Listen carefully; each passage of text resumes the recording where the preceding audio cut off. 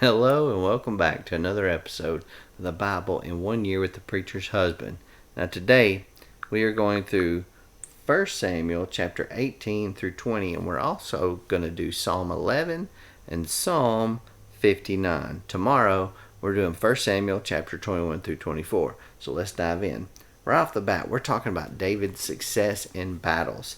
And on the first verse, Jonathan was bound to David in close friendship. Now, with David and Jonathan both being very powerful warriors, and they had taken stands of faith against incredible opposition on multiple occasions, so to me, it's not really any surprise that they would become close friends. Now, the covenant between Jonathan and David, it included special gifts to David from Jonathan, and this secured David not only Goliath's sword that he got when he beat Goliath, but also the robe, the military tunic, the sword, the bow, and the belt of Israel's prince. So here he was with royal objects and royal clothing. This is showing that God was preparing him for his royal role to come. Now, as they returned from battle and everyone was celebrating their victories, the women danced and sang in verse 7, and they sang this song. This is an excerpt of the song. It says, Saul has killed his thousands, but David his 10,000s. Now, right off the bat, the first thing I thought was, ooh, goodness, they're kind of belittling Saul there and raising David up.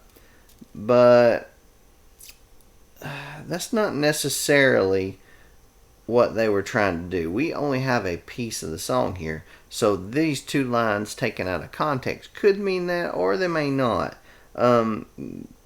They don't necessarily contrast Saul's conquest with David's, or even exalt David over Saul, but the women may have intended to praise Saul by what they affirmed about David. In other words, the king had made an excellent choice by naming David his commander. So that's something to think about.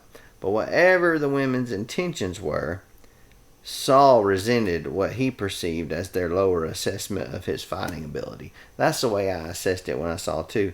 But Saul definitely saw it this way, and he was pretty offended by it. So he was so mad that he attempts to kill David. Not once, but twice. He attempts to kill David once, but David eludes him. And then the second time, he tries to kill him again right after that, and he eludes him again.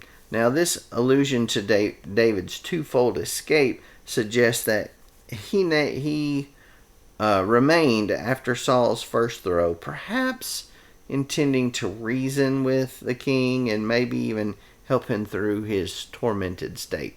But we don't know. It doesn't really say anything about that. And in verse 16, we get to the fact that all Israel and Judah loved David. Now, this puts Saul in a very difficult position, because what if he had killed David? And what if he had removed him from his office or such like that? What would he say to Israel about this? Because they all loved him. That would put him in a messed up situation. So Saul had to come up with a new strategy. Saul wanted David to die some way, somehow. So he offered his oldest daughter Merab in marriage. And what the price of that marriage would be for is David had to go out and kill a bunch of people, essentially. Because Saul knew that the longer that David was out in battle, the higher the chance was that he would be killed in battle. But eventually Merab married somebody else. Now, verse 20, Michal, who was another daughter of Saul, actually loved David.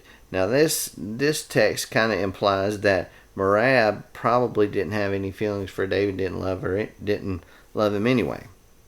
And that was probably the case, but David actually liked Michal. So Saul thought that he could use Michal to trap him and basically draw David's attention away from what he should be focusing on. And it didn't really work. The bride price to marry Michal was 100 Philistine foreskins. Well, David goes out and goes to battle, comes back with 200 Philistine foreskins. So basically, he brought back twice what the price was. So Saul's plan again was foiled. Now, we get back to David's friendship with Jonathan. And David, again, is being attacked by Saul. Chapter 19, verse 1, it says, Saul ordered his son Jonathan and all his servants to kill David, but Jonathan made sure that David knew about Saul's plans. Jonathan went right to David and told him about it. So all this time, Saul's trying to have everybody kill David, but people are telling David, oh, he's trying to kill you, don't go here, don't go there. And we get to verse 11. Michal, his wife, actually discovered her father's intention to murder David and warned her husband that delay in fleeing would bring his death. So again, a member of Saul's family, Jonathan his son, and now his daughter Michal, has warned David and helped him escape the death sentence from Saul. I did find it interesting in verses 13 and 14 that talked about a household idol. Now, this household idol, it says, then Michal took the household idol and put it on the bed and placed some goat hair on its head and covered it with a garment. Now, this was to kind of make it look like he was there. This is a picture of David and Michal, his first wife. And this is a picture of her helping him escape and climb out the window. And then she, of course, took the household idol and put it in the bed to make it look like he was in the bed. Well, it's kind of odd that they would have a household idol if they were Israelites and worship God. Why would they have a graven idol in their house? Because that would be sinful. And maybe even there's people that believe that maybe even there was another reason that Saul wanted David to marry Michal, because of the idol issue. Maybe he thought that she could get David to sin by worshiping a false god. What do you think about that? I thought that was an interesting theory. But David fled, and he went 3 miles to Samuel at Ramah, and the two of them went to Naioth, and then they went away from there. But in chapter 19, verse 23, the Spirit of God overruled Saul's intentions. He escaped. So here we are in chapter 20 with Jonathan protecting David. Jonathan and David were good friends by this point. They got along quite well, and things were still going well for them. And Jonathan, knowing his father's plans, decided that they would come up with some codes. So they proposed a code language to alert David about Saul's intentions, calling the servant back toward Jonathan to retrieve the 3 arrows that he shot meant that all was safe. Telling him to seek the arrows beyond him meant that David should flee at once. And of course, after Jonathan goes back and David doesn't, and David is missing from dinner a couple of nights in a row, of course, King Saul gets suspicious and wants him dead, and sends them out dead to get him again. Of course he doesn't. He doesn't go and get him. Jonathan helps him escape. Now, in chapter 20, verse 31, Saul's reference to your kingship reveals that he intended for Jonathan to succeed him on the throne, not David, even though Samuel had already anointed David, and Samuel had already told told Saul that he was not going to be the king. And then in chapter 20, verse 42, go in the assurance is literally go in peace. So David at this point is fleeing. Now, why in the world are we reading Psalm 11 and Psalm 59? Well, Psalm 11 is titled Refuge in the Lord, and it is titled Of David. Right away in the very first verse it says, I have taken refuge in the Lord. How can you say to me, escape to the mountains like a bird?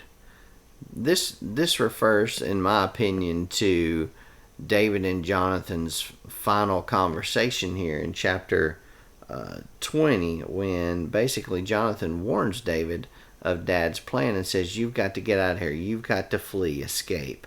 So that's where I see this.